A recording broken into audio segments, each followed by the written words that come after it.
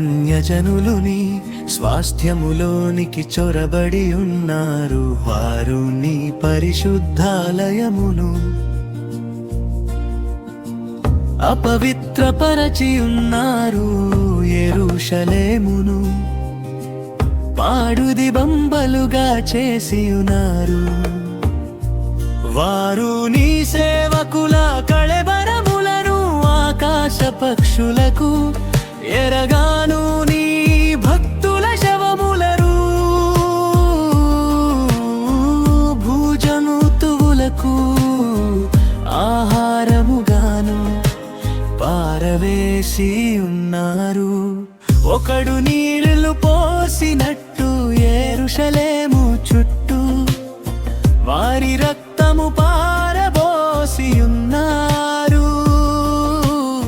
వారిని పాతి పెట్టువారెవరును లేరు. మా పొరుగు వారికి మేము అసహ్యులమైతివి. మా చుట్టూనున్న వారు మమ్ము నపహసించి ఎగతాళి చేసెదరు. యెహోవా, ఎంతవరకు కోపపడుదువు?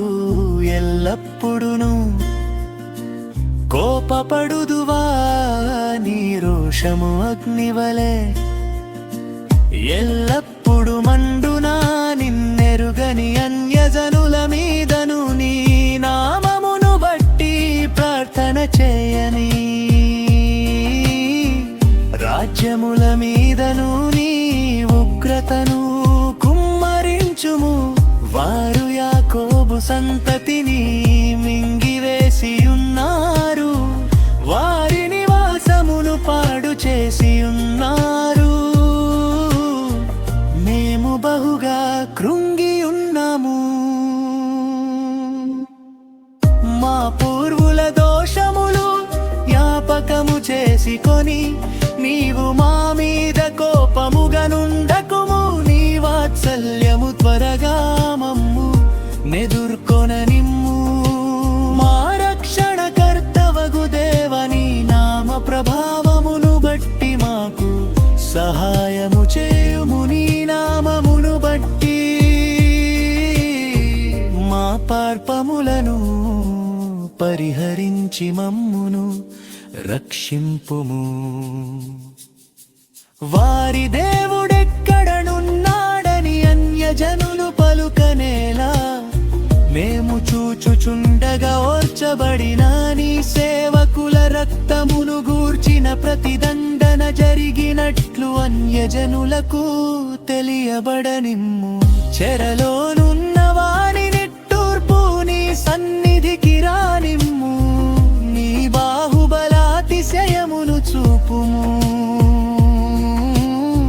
చావునకు విధింపబడిన వారిని కాపాడుము. ప్రభువా, మా పొరుగువారు నిన్ను నిందించిన నిందకు ప్రతిగా వారి ఎదలోనికి ఏడంతలు నిందను కలుగజేయుము. అప్పుడు నీ ప్రజలమును నీ మంగళమునైన మేము సదాకాలము నీకు కృతజ్ఞతాస్తుతులు చెల్లించెదము. తరతరముల వరకు నీ కీర్తిని ప్రచురపరచెదము.